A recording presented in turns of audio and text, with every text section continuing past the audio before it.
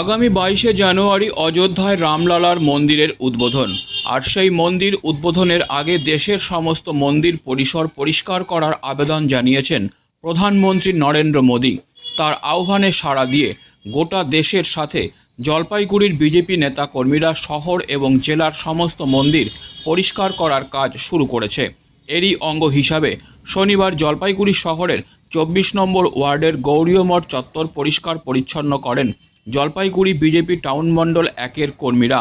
Town মণ্ডল 1-এর সভাপতি মনোজ কুমার শাহ বলেন, অযোধ্যায় রামলালার মন্দিরের উদ্বোধনের আগে দেশের সমস্ত মন্দির পরিসর পরিষ্কার করার আবেদন জানিয়েছেন প্রধানমন্ত্রী নরেন্দ্র মোদী।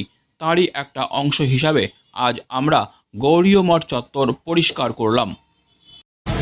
আজকে আমাদের ভারতীয় জনতা পার্টি জলপাইগুড়ি টাউন মণ্ডল 1-এর পক্ষ থেকে সম্মানীয় যশস্বী প্রধানমন্ত্রী নরেন্দ্র মোদীজির ডাকে 22শে জানুয়ারি যে অযোধ্যায় রামলালার প্রাণ প্রতিষ্ঠা হবে, তার আগে আমাদের যে প্রধানমন্ত্রী মোদীজি মন্দির স্বচ্ছতা অভিযানের কথা বলেছেন, তারই একটা অংশ আজকে আমরা জলপাইগুড়ি গৌরীয় মঠে অবস্থিত শিব মন্দির, হনুমান মন্দির, রাধাকৃষ্ণ মন্দির এখানে স্বচ্ছতা অভিযান করছি।